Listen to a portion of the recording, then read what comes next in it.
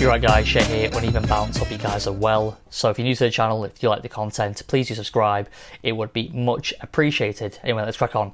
So we've got the announcement of the England's T20 squad against Pakistan, a 3-match series starting on August 28th. That's a week tomorrow, it's the 20th of August, so yeah, a week tomorrow, up at Manchester. The White Ball Bubble has gone up there, the White Ball squad, with the Test boys finishing on the 25th down in Southampton. Yeah, 3 matches you can see on the screen, there's a schedule there, August 28th, August 30th, and the 1st of September will be the final T20, all in Manchester. The test players aren't joining the squad. I thought they would have. I thought, you've obviously got, in the test squad, you've got Wood, Archer, Wokes, Butler. Obviously Stokes isn't there at the moment. But those guys haven't joined up with the T20 squad led by Owen Morgan.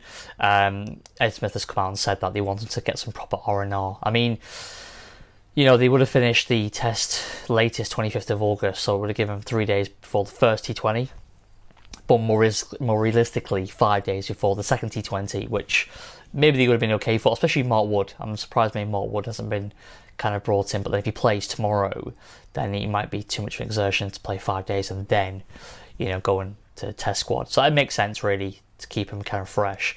I do expect to see some of those guys, Butler, Wood, Archer, etc. I expect those guys, in particular Wood and Archer, I think they're going to be important parts of the Australia series next year. I expect to see those two in that Australia ODI squad in particular, maybe not the T20s but the ODI, because obviously the ODI series gives some context now with the Super League. So anyway, this squad, as you can see on the screen, I'll just read out to you now. So it's, as I said before, led by Owen Morgan as captain.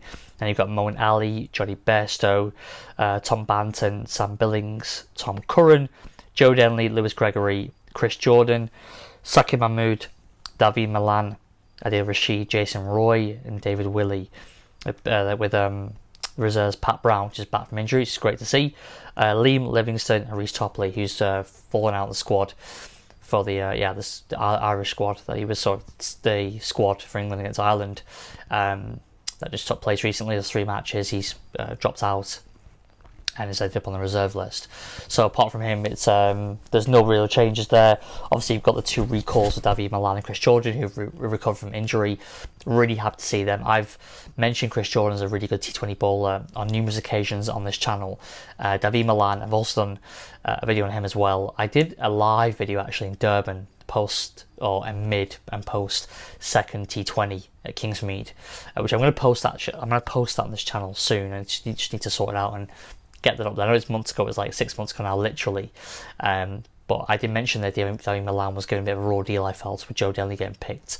And I hope, obviously, they're both in the squad again, Denley and Malan. And Denley did okay, actually, in that series. But I do hope Malan is averaging 52 in T20 cricket. Obviously, had a very good tour of New Zealand last year. I do hope he gets a nod and does play if it's a case of a shootout between Denley and Malan. And Malan's obviously coming off that massive double 100, for Yorkshire last week in the latest round of the bubble, this trophy. So he's obviously on a high, and I do hope that he gets a nod and gets to play. So yeah, we'll see. Chris Jordan, I think, will lead from the front. If I look at the other guys, the bowling attack, obviously Rashid and Mo and Rash you've got there. And then we've got David Willey, who seemed rejuvenated. Looking at him in the Irish from the Ireland series, did really, really well, as we know, with bat and ball. Tom Curran had a bit of a bit of an average series, really, so it'd be good to see him kind of find some form again. Saki Mahmood's there as well, probably take the new ball, I imagine, with Chris Jordan. So that'll be interesting to see. He did quite well as well, better than I thought he would against Ireland. Actually, quite impressed me with his pace and movement, and he was quite crafty, I felt, with the ball. He's obviously quite a deep thinker of the game, from what you can see, what he's trying to do at all times, and he's got a good cricket brain, from what I can see, Saki Mahmood. So yeah, it looks good. Looks good for England, him. So so he's there. The batting, Tom Banton, we'll see if he bats higher up the order or not. I don't know. We'll see. I don't want to see him at 6, especially in T20s. I really like to see him bat top 3, to be honest. Obviously, Roy and Bairstow will open the batting, and Roy's obviously not in the greatest form at the moment, is he? For England or for Surrey. But hopefully he can find some form. If he doesn't, obviously Banton maybe pitched in there sooner than he thinks. He bats at 3. Morgan's there as well, obviously. And then you've got Joe Denley and Milan obviously there as well, potentially at 4 and 5, or one of them there. Lewis Gregory is in the squad, and I wouldn't mind seeing Lewis Gregory get another go. Actually, Lewis Gregory, I think he's obviously been biding his time for some time, for a while now. I'd like to see Lewis Gregory getting a crack here. Like I said, this T20 series, it's not an experimental squad by any stretch of the imagination. It's a very good team, but I'd still like to see Gregory, because there's no T20 World Cup around the corner. It does have slightly less meaning, so I would like to see Gregory play at least one match, if not 2. I think it's hard to give, really, a bit harsh to give one, a new guy just one match in a 3-match series. Puts a lot of pressure on his performance, doesn't it? Really, should give him at least 2 cracks at 2 bites of the cherry, I feel. Sam Billings obviously had a very good series against Ireland.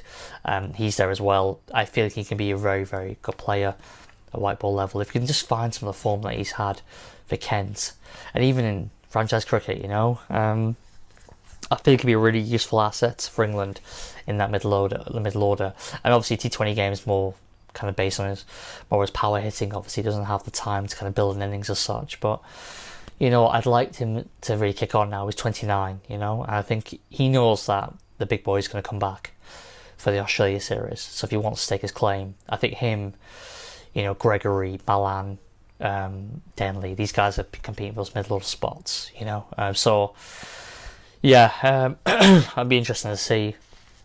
I wonder if we'll see any reserves being called up, maybe through injury even. I wouldn't mind seeing Pat Brown, actually. Pat Brown, he did okay, didn't he, against New Zealand?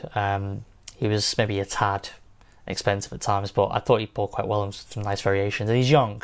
You want to see this new crop coming through, don't we? So yeah, it's an exciting squad. Obviously, Pakistan going to be a tough ask, even at home for England. But we'll see how this team shapes up. Obviously, Lachlan Morgan is going to be important in that middle order. We'll see how he gets on as well. Obviously, he's batting so well at the moment. It has been for a good 18 months now. He's been fantastic. So yeah, we'll see. But I think it's all to play for. They've got so many options now, England. I mean, this is, I said, missing 5 or 6 really, really good white ball plays for England, T20 plays for England, and yet the squad still looks this good. And we haven't really included Joe Root in this. Do you know what I mean? Like, he seems to be the starter for the T20 setup, which is surprising. But I'm sure he has aspirations to get back in, especially now with this World Cup being deferred. He might feel he's got an opportunity to somehow force his way back in, either playing for Yorkshire or some franchise cricket in the winter.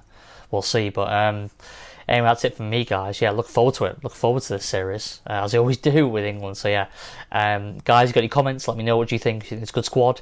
Maybe they've kind of missed a trick or two. Maybe we should have brought some other players in. Some names we could throw out the hat and let me know. Anyone I should be looking out for in this series in particular, so leave me a comment. If you do like the video, yes, please do like it, share, and most also subscribe. And I will see you on the next one. All right, cheers.